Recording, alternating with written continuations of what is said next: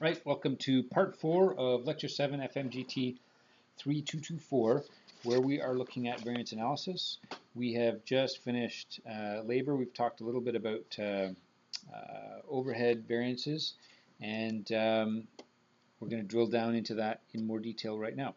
So variable overhead variances will vary, as we said. The spending variance will indicate sort of cost of the items that get consumed in overhead, variances in that, whereas the efficiency variance actually measures the standard the variance in the item that is used as the allocation base for the overhead, and therefore not quite as useful. So going to our Hansen example in the manufacture of the zippies, we have the number of direct labor hours, 1.5 per zippy at $3 per direct labor hour. So this is the rate of overhead now, not of labor, but we use direct labor hours as our allocation base. And that then gives up or yields the following outline. So again, the spending variance, unfavorable. This depicts, or this would be driven by our having, the items consumed in overhead costing more than planned or more than standard. But the efficiency variance is the efficiency of our direct labor hours, not of our not so much of our overhead, and therefore this $150 unfavorable doesn't really give us as much useful information. So your turn to practice now. Brief exercise 11-4, and once you've taken a crack at it and reviewed, then hit play again and review your answer. And I should add that it is only parts 1 and 2 of brief exercise 11-4 that we want to take a boo at here. The rest of the problem deals with fixed overhead variances, which we're not going to cover in this course. Okay, so we've got logistics solutions providing order fulfillment services. Most recent quarter, 300,000 items shipped to customers using 5,800 direct labor hours. Incurred a total of $37,860 in variable overhead and a bunch in fixed overhead. According to the standards, 0.02 direct labor hours are required to fulfill one order, an order for one item. And the variable overhead rate is $6.25 per hour. That's again the standard rate. Okay, and right, number 1, what variable overhead costs should have been incurred to fill the orders for 300,000 items? How much does this cost vary from what was incurred? So again, we had 300,000 items.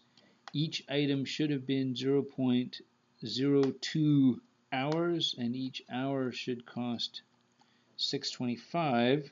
So at standard cost, we should have allocated $37,500 worth of overhead. Turns out, though, we actually did how much? It told us in the problem, 37,860. 37,860 actual. And therefore, when we do the math, we get $360 allocated actual, so unfavorable. Go with red.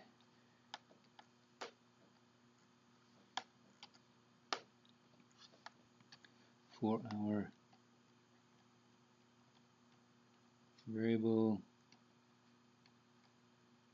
overhead variance. Okay. Number 2, break the difference computed in part 1 into variable overhead spending and variable overhead efficiency. Okay. Actual quantity times actual price. Actual quantity times standard price. Standard quantity times standard price. Okay. So actual quantity used, how many hours did we actually use? We used 5,800.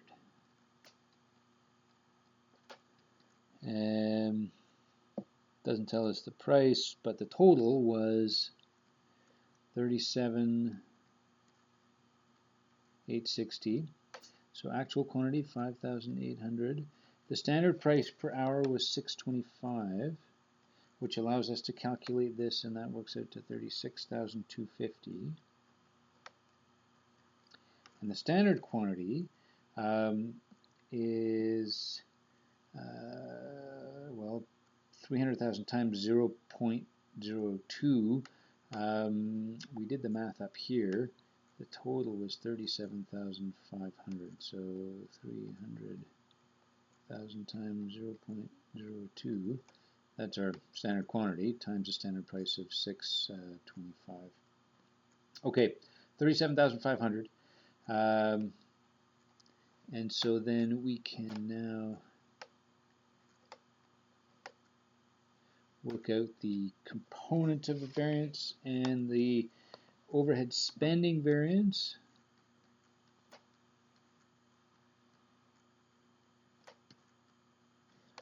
And the overhead efficiency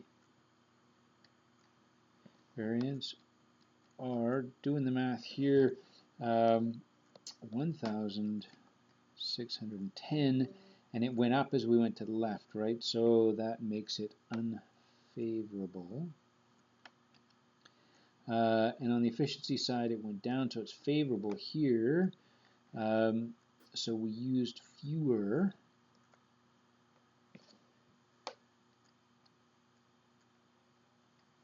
direct labor hours than planned.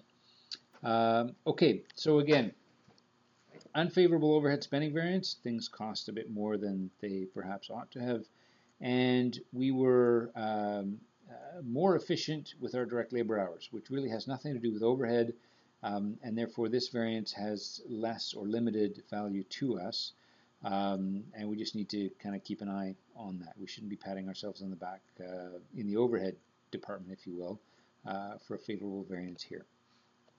And that concludes the exercise. All right, so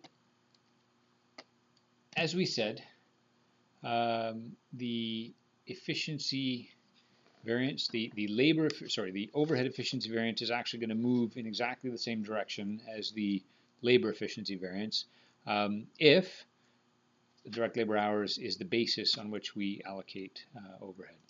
Okay, so again, diving into this a bit more, the overhead spending variance results from paying more or less than expected for the items and from using too many. The efficiency variance, all about the allocation base or the cost driver, not the actual overhead itself. Okay, how do things work with fixed costs? Well, we plan to incur a certain amount at the beginning of the cycle. We use an allocation basis to allocate fixed overhead, and then we will again look at variances in overhead and so on, but they do get a little bit tricky, and the model they follow is different from the one I've got here, so we're not going to spend any time on fixed overhead at all in this particular course. Now, so how do we know if you've got scads and scads of variances? Where do you start first? Well, you can look at large dollar amounts, or sometimes it's more useful to look at how much of a percentage of a variance is there, a percentage based off the standard. And obviously start at the bigger ones, but don't just focus on the unfavorable ones, look at the favorable ones as well. Okay, so to kind of sum up here, advantages of standard costs.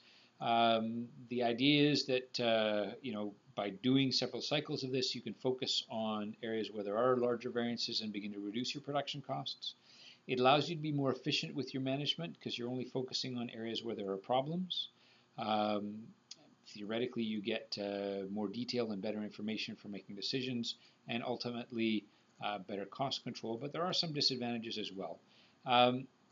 This is like walking around and only ever commenting or visiting when things are bad. So if you're the worker and the boss shows up, boss only ever comes when something's gone wrong. Well, that's not necessarily the best climate in which to work in. So you've got to be a little bit careful about how, you can't let this be the only factor driving your management activities, I guess. Um, Again, sometimes favorable variances are indications of a problem, so you got to be a little bit careful in how they're interpreted.